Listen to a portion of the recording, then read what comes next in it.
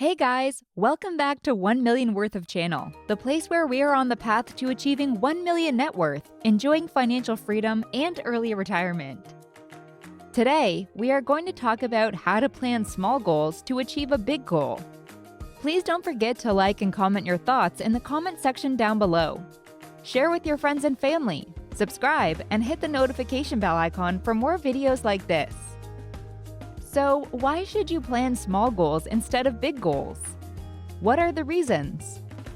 When it comes to planning a goal, there are two types of people: those that plan large goals and those that plan small goals. But the question is, which goal-setting tactic is better? The big goal planners chase their grandest aspirations, but what they are not aware of is that they may be setting themselves up for disaster. While small goal setters may be selling themselves short, but they may realize the amazing compounding rewards of getting 1% better every day. The right goal-setting tactic will depend on your personality, preferences, and of course, habits and routines. So, how do you know if you should be setting large or small goals? Let's find out. Inspiration versus action. Planning big goals versus small goals are two different approaches to making a strategy and execution. Our capacity to stick to huge goals depends on mental and emotional energy in addition to strategy and planning. Setting a huge goal is simple, but is adhering to it also simple? Setting huge goals may not take you to the moon. Instead, you may make it off the launch pad. The issue with setting lofty goals isn't that they're interesting and inspirational in and of themselves. Large and daring ambitions are usually such a vast endeavor that only a few things may go wrong before you fully derail and give up. Or we build them up in our head so much that we can't even begin. So if you want to chase big dreams, stick to small goals. These trivial goals may seem to be tedious in the beginning, but they are much easier to follow and get quick results. Power of incremental increases. Small objectives are easier to attain regularly, so we may set them more frequently, work on them, and always see ourselves improving. So what does a small goal look like in practice? Small goals help you focus on building your strength. You make small commitments and then work hard to achieve them. For instance, if you have committed to yourself going to the gym 5 times a week, but you're unable to make it even 3 days, it means the big goal you made has failed. So why not make a small goal? Make a commitment that you will go running for at least 30 minutes 4 days a week. We all can spare this much time for ourselves, no matter how busy we are. You can use 2 weekend days for running and add 2 more days of weekdays to reach the goal.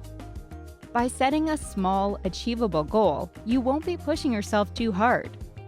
You will feel accomplished each time, and once you will begin to get the outcome in the form of strength and energy, you will begin to spare more time for running and do other exercises. For some, giving yourself only 15 to 30 minutes a day may feel less impressive. However, by starting small, you offer yourself the opportunity to gain modest victories and gain momentum. And as the momentum builds, that small goal will automatically expand into a much larger one. Small goals help you begin with something modest and help you gradually scale it up over time. The concern of most people is that it's more difficult to think smaller.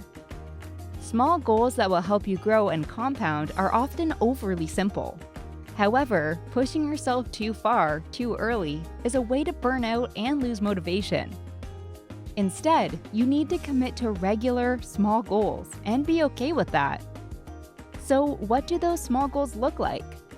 A small goal's characteristics are that it is both achievable and adaptable. The last aspect is particularly significant because our goals frequently change over time. Plan smaller goals. By planning small, you will take an initiative to move forward slowly, but with every step, you will get quicker results. These results will motivate you to keep moving and growing. There will come a day in the future when you will thank yourself for doing the hard work that you put in today. So, whatever you pick to point your finger at, you'll wind up farther away than if you didn't aim at all. And keep in mind that you don't have to choose one approach over the other.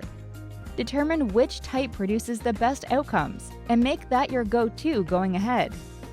Devise a test for yourself and set small goals and see if it drives you to follow through on it. Test things out, try out new ideas, and enjoy your free time.